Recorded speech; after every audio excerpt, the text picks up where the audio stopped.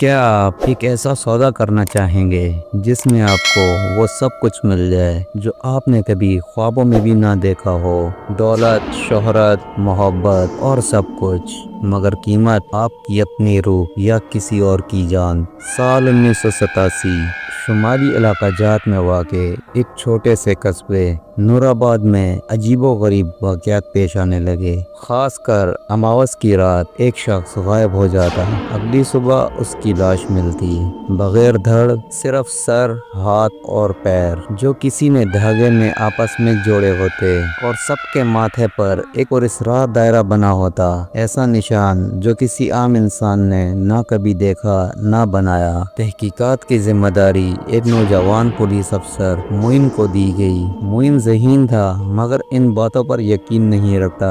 पहली लाश पर उसे शक हुआ। वो एक मशहूर कारोबारी शख्स मलिक की लाश थी। मलिक के दाएं हाथ का अंगूठा गायब था और माथे पर वही पुरस्कार दायरा। मोइन को पता चला कि मलिक कुछ दिन पहले काला खो नामी जंगल में गया था, जिसके बारे में मशहूर था वहाँ सायों की देवी रहती है। मोइन ने जंगल के करीब मौजूद एक पुराने फकीर से पूछगछ की। बाबे ने सिर्फ एक बात बताई, ये सिर्फ लाश नहीं, ये कुर्बानी है। जिसका अंगूठा जाता है वो सौदा कर चुका होता है देवी से। मोइन को यकीन न आया, मगर फिर अगली ही रात इसकी अपनी बहन लापता हो गई। मोइन ने पूरा जंगल छान मारा, आखिरकार एक पुराने गार के अंदर से उसकी बहन मिल गई, जिंदा मगर बेहोश। इसके माथे पर दायरा बना था और दाएं हाथ का अंगूठा गायब था। मोइन को एक साये ने घेर लिया। एक औरत की भयानक आवाज आई, तुम सब कुछ जानना चाहते हो ना, तो जान लो, हर ख्वाहिश की एक कीमत होती है। मोइन बेहोश हो गया। जब होश आया तो गार खाली थी, माहिन कहीं नहीं थी। नूराबाद के लोग आज भी काला खूह के पास जाने से डरते हैं। कहते हैं अगर अमावस की रात अपने दाएं हाथ का अंगूठा कुर्बान करें तो हर तमन्ना पूरी हो सकती है। एक दिन देवी को आपकी जरूरत पड़ सकती है। नूराबाद में खौफ का साया मजीद गहरा हो चुका था। मोइन को अब यकीन हो चुका था जो कुछ हो रहा है वो सिर्फ कत्ल नहीं बल्कि पुरस्कार, सदियों पुराना काला खेल है। मोइन ने अपनी बहन को तलाश करने का तहिया कर लिया, चाहे इसकी अपनी जान ही क्यों ना चली जाए। मोइन ने कस्बे की लाइब्रेरी से पुराने वक्तों के दस्तावेज इकट्ठा करना शुरू की।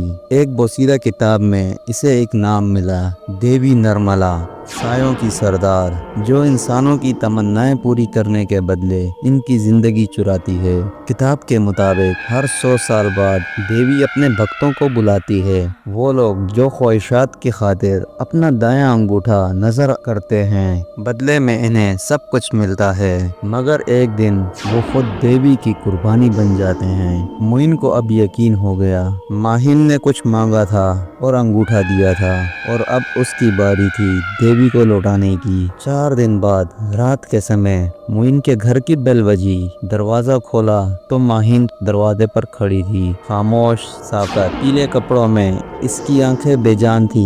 मोइन ने इसे गले लगाया, मगर माहिन ने कोई रद्द अमल ना दिया। मोइन ने नोट किया वो हर रोज सूरज गुरूब होते ही बेहोश हो जाती है और रात भर सोई रहती है। आधी रात को उठकर दीवारों को देखती है जैसे किसी को देख रही हो। एक रात मोइन ने छुप कर देखा तो माहिन आहिस्ता आवाज में किसी से बात कर रही थी, मैं तैयार हूँ, बस मोइन को ले जाना।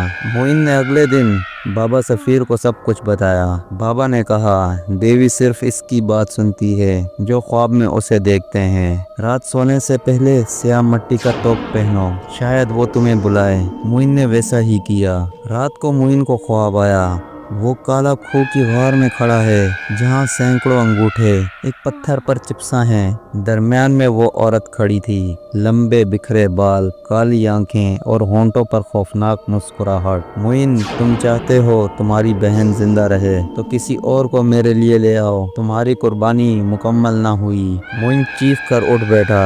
अब फैसला वाज़ेह हुआ। मोइन ने अगली रात कस्बे के खतरनाक क्रिमिनल को पकड़ा जो इंसानों की स्मगलिंग में मुलविस था, जिसे नींद की दवा देकर काला फू ले गया। गार में जाकर मोइन ने क्रिमिनल का अंगूठा काटा और उस पत्थर पर रख दिया। काला धुआं उठा, देवी की आवाज आई, ये सौदा कबूल है। अगली सुबह माहिन बिल्कुल नॉर्मल हो गई। नूराबाद फिर पुरसुकून हो गया बज़ाहिर, लेकिन मोइन को अब यकीन हो चुका था कोई सौदा मुफ्त नहीं होता। अगर आपको स्टोरी पसंद आई हो तो हमारे चैनल हंटेड कहानी को सब्सक्राइब करें, लाइक करें, शेयर करें और बेल आइकन दबाना ना भूलें।